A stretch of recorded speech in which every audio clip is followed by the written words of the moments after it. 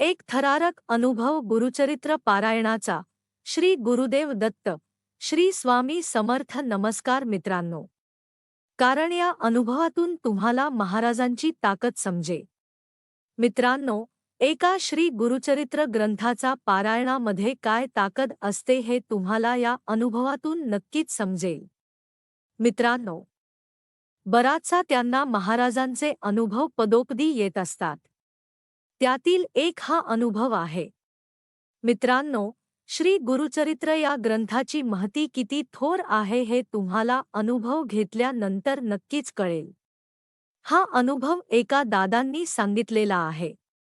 ते दादा म्हणतात, ही सत्य घटना आहे जी त्यांच्या बाबतीत घडली होती, ती तुम्हाला सांगतो म्हणजे श्री गुरुचरित्र या ग्रंथाच्या पारायणाचे थोर माहिती आहे हे आपल्याला नक्कीच कळेल.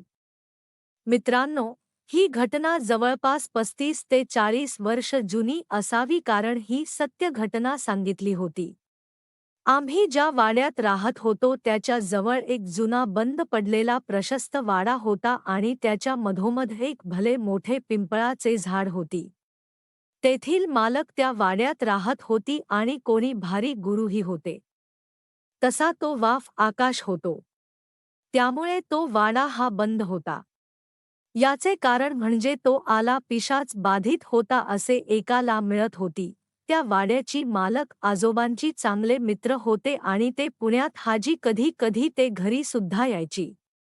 एकदा बोलता बोलता त्यांनी आजोबांना त्यांची व्यथा सांगितली. ते म्हणाले, माझा हा वाडा गेली बरीच वर्षे बंद आहे. आम्ही तिथे राहायला आलो की अनामिक त्रास होतो, भांडणे होतात, कधी कधी रात्री बेरात्री चित्रविचित्र आवाज येत असे प्रकार असल्याने कोणी हवा विकतही घेत नाही. तो काहीतरी उपाय असेल तर नक्की सांग. त्यावर आजोबा म्हणाले, ठीक आहे, मी एकदा तिकडे चक्कर मारतो. मग तुला कळवतो. ठरल्याप्रमाणे आजोबा तिथे जाऊन आली.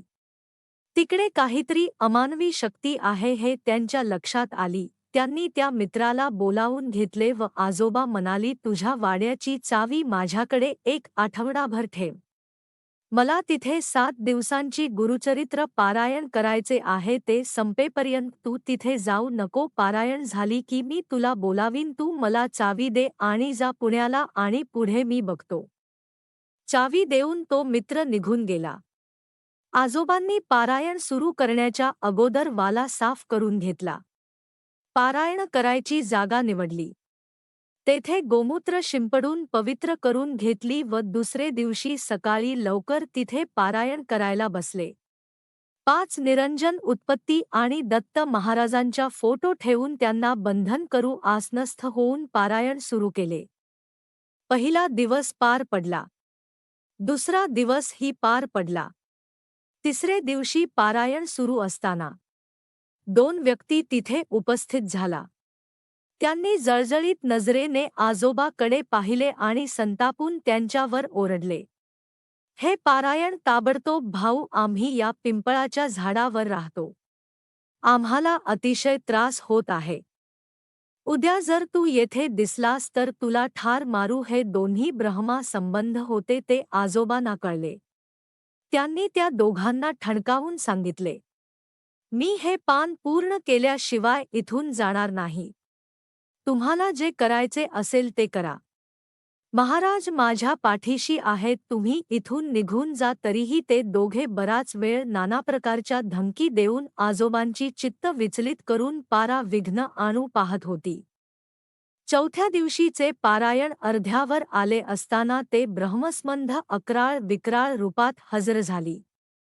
परत त्यांनी धमकावणी सुरुवात केली. तुला सांगितले होते ना, तुला सांगितले होते काल परत येऊ नको. आता आज तो जिवंत परत जाणार नाही याची आम्ही खात्री देतो. उठ आता जागेवरून. आजोबांनी त्यांना तेच उत्तर दिले, तुम्हाला जे वाटेल ते करा. महाराज आहेत ते तुमचा समाचार बघते, मला माझ्या जीवाची पर्वा नाही. आणि त्यांनी पुन्हा पारा पुढील अध्याय वाचन एक मोठाने सुरू केले. त्या क्षणी ते दोघे तेथून अदृश्य झाली. 5व्या दिवशी पारायण सुरू असताना ते योगी मनुष्य रूपात इथून लांबावर बसून ते पार ऐक लागली. आजोबा मोठ्याने वाचत होती पण त्यांनी आता धमकी देणे वगैरे बंद केले. 6व्या दिवशी पण ते दोघेही दूर बसून पान पूर्ण एक अट होती. आता काही धोका नव्हता. 7व्या दिवशी पारायण समाप्त झाले आणि उद्यापन झाली. तसेच ते दोघे आजोबांच्या जवळ आहे आणि म्हणाली, धन्य आहेस तू आमच्या धमक्यांना घाबरून पळून गेला नाही तर आम्ही तुझा जीव घेतला असता. तुझ्यामुळे आमच्या युनिटतून सुटका झाली पाहिजे. तो वर माग, मी तुझी इच्छा पूर्ण करू. आजोबा म्हणाले, माझ्या पाठीशी महाराज असल्याने मला काही कमी पडत नाही. काही द्यायचे असेल तर मला तुमचा आशीर्वाद द्या आणि तुमच्या मार्गाला तुम्ही गुंजाळ. दोघांने आशीर्वाद दिला, तुला तुझ्या आयुष्यात काही कमी पडणार नाही. आता आम्ही जा असे म्हणून ते दोन्ही अदृश्य झाले. आणि मित्रांनो, अशाप्रकारे तो वाणा विषयाच्या भाजीतून मुक्त झाला. तेथे एका प्रकारची चैतन्य नांदू लागली. झालेला सगळा प्रकार आजोबांनी त्या मित्राला सांगितल्यावर त्यालाही आनंद झाला. त्यांनी आजोबांची खूप आभार मानले. तर मित्रांनो, असा आहे श्री गुरुचरित्र पाण्याचा महिमा. 20 कठीण परीक्षांना तोंड द्यावे लागल्यास, घरे सोडून ही दत्त महाराजांना वर दृढ श्रद्धा ठेवल्यास तुमचे कोणीही काही वाईट करू शकत नाही. आशा करतो मित्रांनो तुम्हाला हा अनुभव नक्कीच आवडला असेल.